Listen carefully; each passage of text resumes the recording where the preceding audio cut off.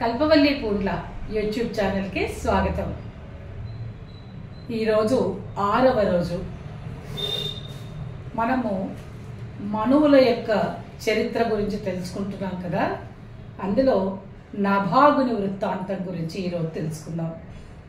నభగుడు అనే రాజుకు నభాగుడు అనే ఉత్తముడు జన్మించాడు.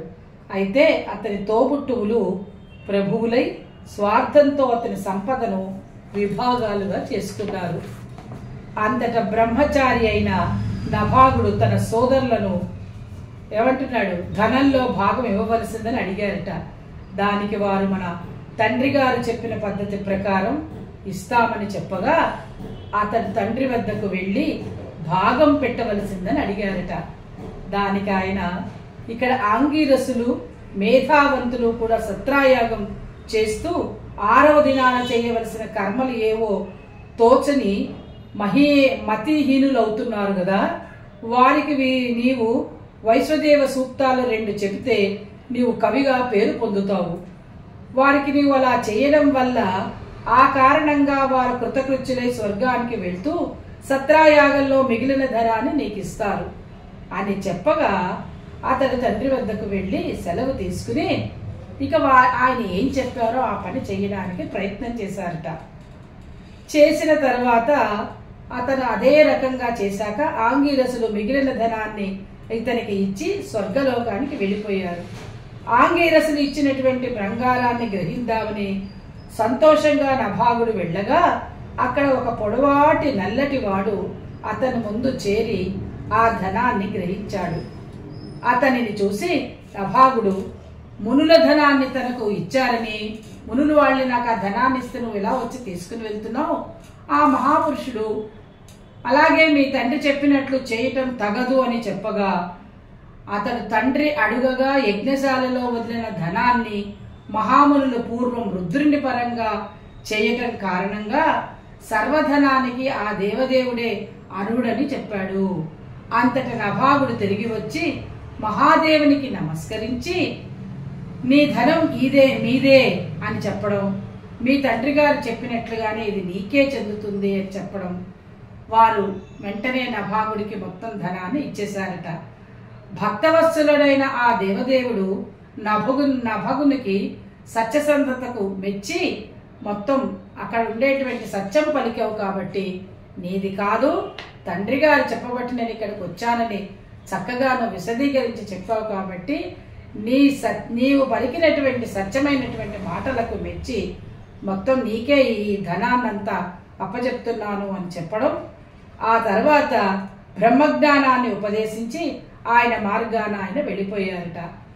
జరిగినటువంటి నభాగుడి చరిత్ర, ఎప్పుడైతే ఈ నభాగుడి యొక్క చరిత్ర పొద్దున్నే లేచి కనుక ఎవరైనా చదువుకున్నారనుకోండి, చదివినా లేదా వినినా ఏమవుతుంది అనంటే వారికి కూడా బ్రహ్మత్వం వస్తుంది, చక్కగా కవి అవుతారు, మంత్రజ్ఞుడు అవుతారు, మంచి బుద్ధి గలవారే అవుతారు.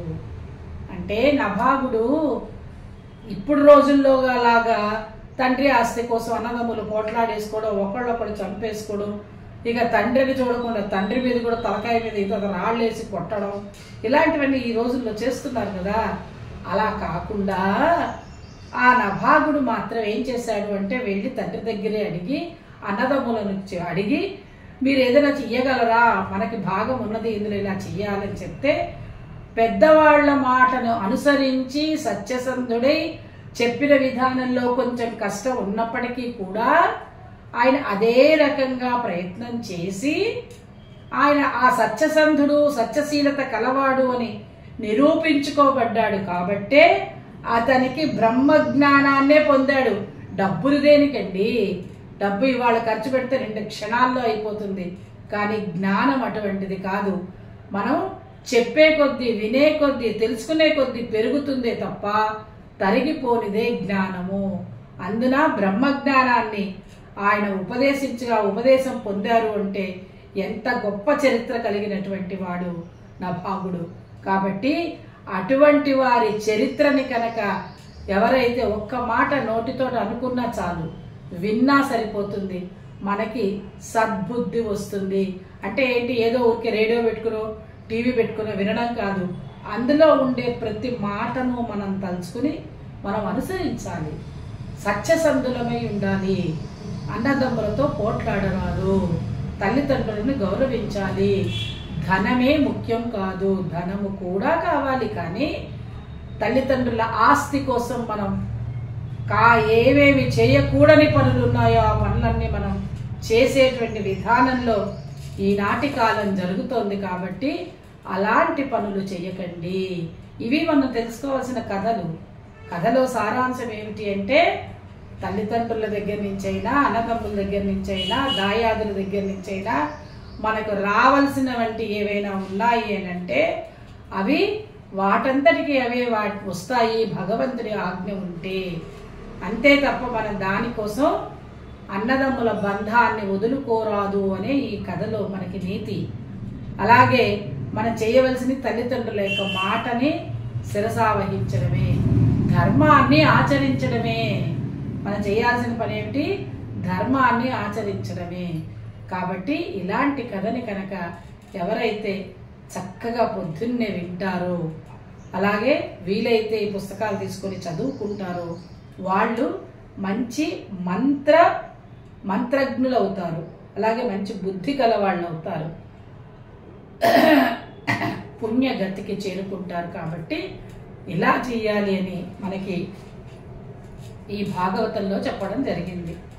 ఇక ఆ తర్వాత నభాగునికి అంబరీషుడు జన్మించడం, అతడు ఎంతటి వాడంటే బ్రాహ్మణ శాపాన్ని కూడా మార్చగలిగేటువంటి శక్తి కలవాడు అంబరీషుడు. అందుకనే అంబరీషోపాఖ్యానాన్ని చాలాసార్లు చాలా విధాలుగా మనం చెప్పుకుంటూ ఉంటాం. కార్తీక పురాణంలో అలా అన్ని చోట్ల మనం అంబరీషోపాఖ్యానం చెప్పుకుంటాం. అయినా అతని పట్ల నిరర్ధకమైన అతను ఏమీ చేయలేదు. అతన్ని తిట్టారు, తనని ఎన్నో మాటలు అన్నారు. అయినప్పటికీ కూడా అంబరీషుడు తన యొక్క విధానాన్ని మార్చుకోలేదు అని సుఖమహర్షి చెప్పగా, అసలు అంబరీషోపాఖ్యానం ఏమిటి, అసలు అంబరీషుడు ఏ రకంగా ఉన్నాడు, ఇవన్నీ నువ్వు కథ పూర్తిగా చెప్పాలి. కానీ ఏదో సగం సగం చెప్తే ఎట్లాగా అని మళ్ళీ మహర్షిని పరీక్షిత్ మహారాజు అడగడం.